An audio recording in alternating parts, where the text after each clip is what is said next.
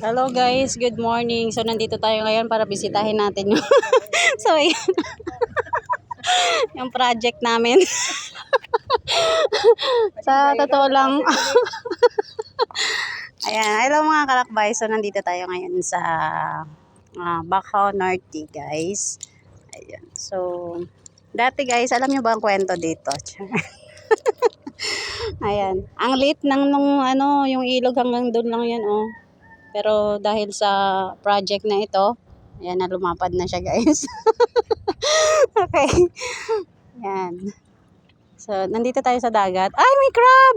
Ay, may crab. Ano na yun? Ano yun? Yung alimasag.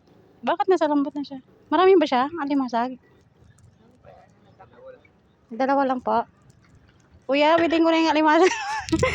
Nag-ano ako kahapon ito, may dakam si Uncle Jory.